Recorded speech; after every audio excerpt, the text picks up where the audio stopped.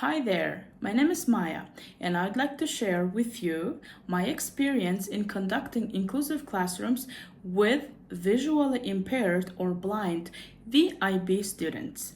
Before we start, let me please ask you, have you ever heard of inclusive classrooms? Are you familiar with it? Have you ever witnessed it in your life? Inclusive classrooms aim to provide learning environment where all the students can thrive academically, emotionally, and of course socially, regardless of their abilities.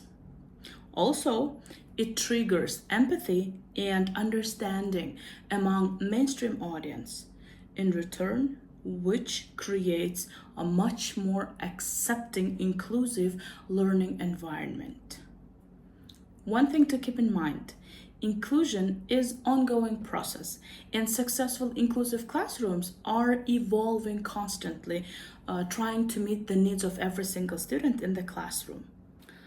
Effective teaching and productive learning outcomes are desired achievements for every teacher, which sometimes become a utopian dream when it comes to inclusive classrooms.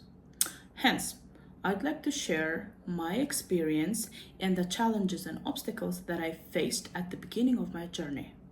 So, based on my observations, persons with disabilities are mostly introverts, and separating them from mainstream makes them feel even more lonely and abandoned.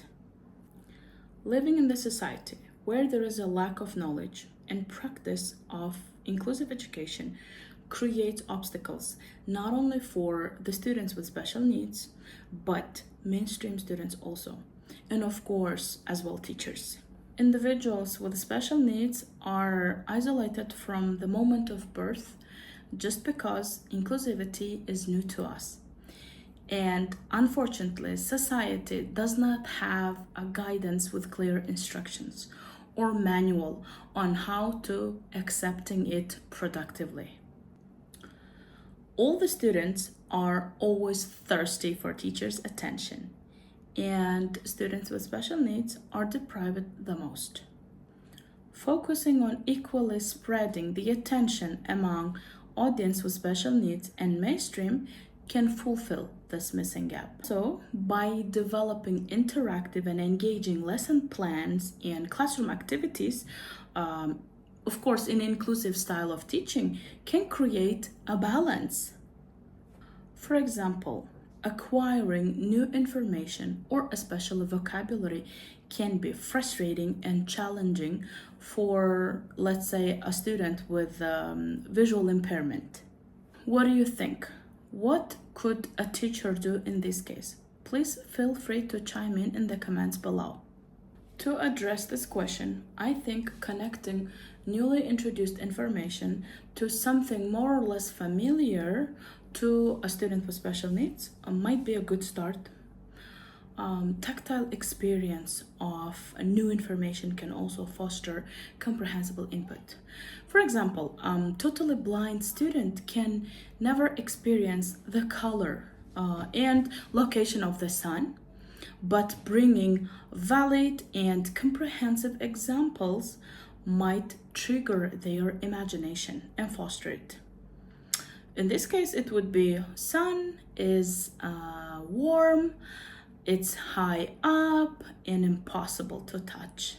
Students with special needs express less confidently their opinion rather than mainstream audience, and unfortunately, it causes low self-esteem. Practicing peer work activities or setting assignment for a VIB student working with a mainstream representative can be engaging and interesting experience. Let me please tell a bit about my fear and concerns that I faced while teaching VIB students in inclusive classrooms. How did I feel about the prospect of teaching a visually impaired student? Well, let me be honest, I was terrified. I was in panic because my previous training or experience had not prepared me for this. After first few lessons, especially when I was noticing how isolated and abandoned my new student was, I felt like a complete failure. I felt hopeless. And I felt, of course, lost. I wished that every teacher was trained to integrate students with different needs into the classroom so no one else is left behind, and of course, everyone gets a fair chance to education. And that is how it should be ideally. But I also understand that we live in an infinitely less than ideal world. So today, I would like to share some of the lessons I've learned as I've tried my best to make my classrooms as inclusive as possible.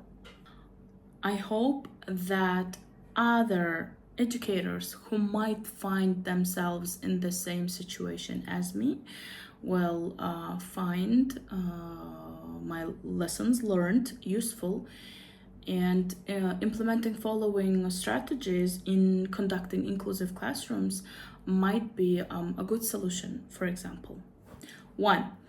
Tailoring instruction to meet diverse needs. 2. Developing a very supportive and welcoming classroom culture. 3. Accessible and special needs student-friendly classroom settings. 4. Addressing behavior challenges with positive reinforcement. 5. Encouraging peer collaboration and support. 6. Self-professional development. And the last one would be providing with accessible educational materials.